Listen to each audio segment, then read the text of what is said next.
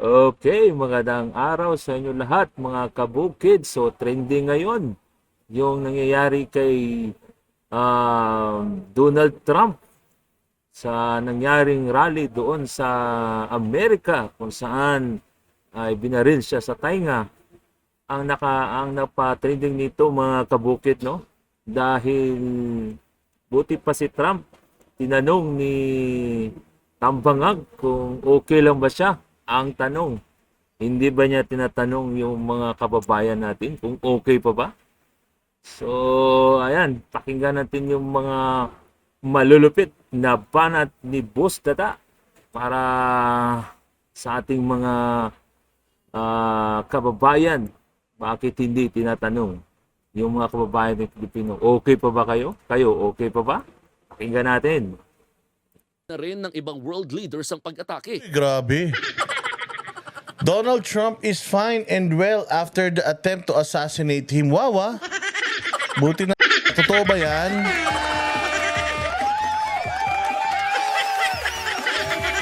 Totoo ba yan? Totoo ba yan? Oh, Simply Luis, paki-confirm nga. Oh, Donald Trump. Tanungin mo kaya yung mga Pilipino kung okay lang sila.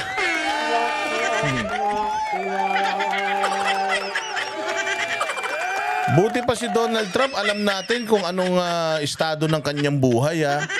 Eh, yung mga Pilipino, tanungin mo nga kung okay pa sila. Nagutom ba sila? Busog ba? Masaya ba sila? Oh, President Bongbong, ha? Together with all democracy. Putang ina, democracy? Wala nga tayong demokrasya dito. Ano sinasabi niyong democracy? Una sa lahat, yung SMNI franchise. Hanggang ngayon, nagkakaproblema pa. Pagka merong maisog, hinaharang-harangan nyo. Tapos kapag may mga critical sa inyo, dinidima-demanda nyo. Nasaan yung demokrasya dyan?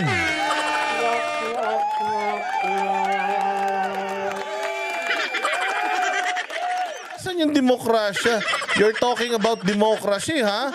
Pero dito sa Pilipinas mismo, parang wala ng demokrasya. Oo, nung nakaraan lang, galit na galit ka sa, sa Kingdom of Jesus Christ.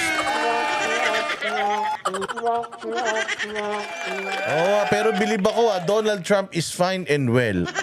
Buti pa, layo-layo ng Amerika. Alam niya, okay lang si Donald Trump, ha? Ibang klase, ha? After the attempt to assassinate him, our thoughts and prayers are with him and his family. Walang hiya, buti pa si Donald Trump, pinagdadasal mo. Oh, kami, parang pinabayaan mo na kami.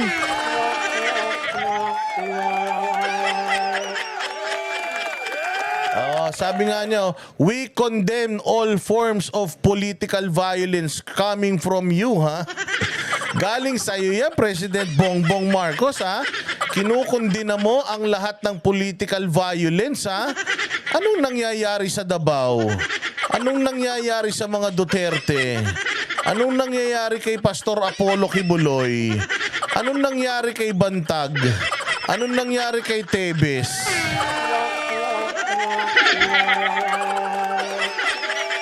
Medyo nahiya kami, ha? Buti na lang sa Amerika may say ka. Oo, dito sa Pilipinas, Diyos mio. O, sige, diretso. Pulong Bongbong Marcos Jr. Sa ngayon ay nakabalik na ng New York si Trump. Hinigpitan na rin ng seguridad sa paligid ng Trump Tower. Nagbabalita mo. Ayun.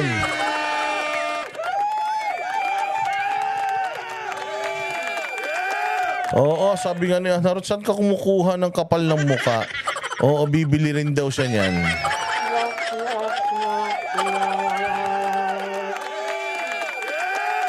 Oh, wait lang. Tingnan natin yung eksaktong speech ni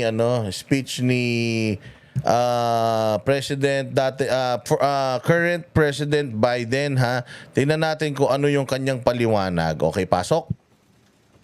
Thanks for coming, folks. I've been thoroughly briefed by all the agencies of the federal government as to the situation.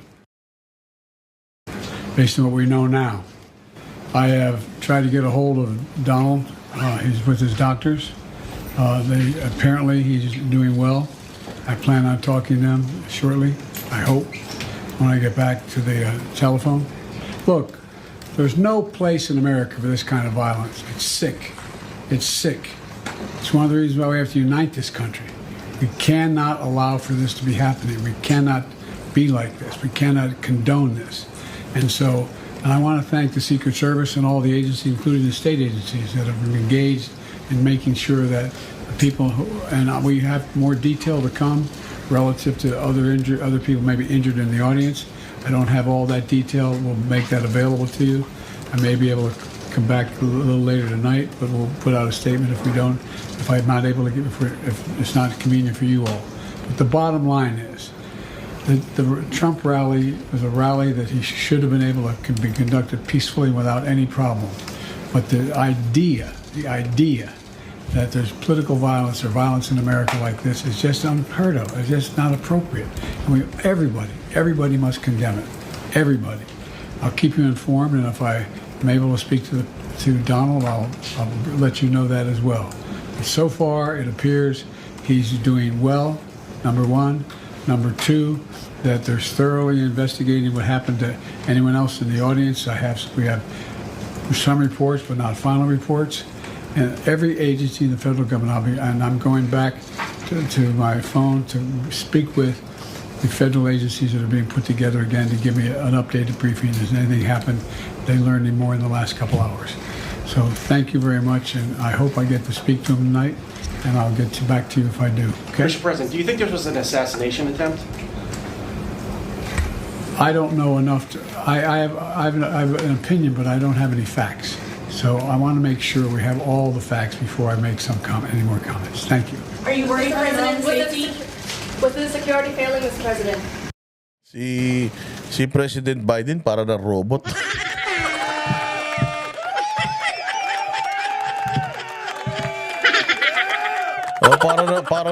Para na robotic si no? Para na robotic si President. Pero ito, yung sa assassination plot mismo, ito yung kanina, pakinggan natin yung istorya noong police diyan sa Pennsylvania. This is Kevin Rojek. That's R-O-J-E-K. I'm the special agent in charge of the FBI Pittsburgh field office. The first thing I want to say is that the FBI stands with the people of Butler County in Western Pennsylvania, and our hearts go out to the victims of this heinous act which occurred today. This is our community, and I want to let the public know that the FBI has deployed a number of our resources, including investigative agents, our evidence response team, bomb technicians, and we have additional resources coming from other field offices, as well as from FBI headquarters, including our evidence response from Quantico, Virginia.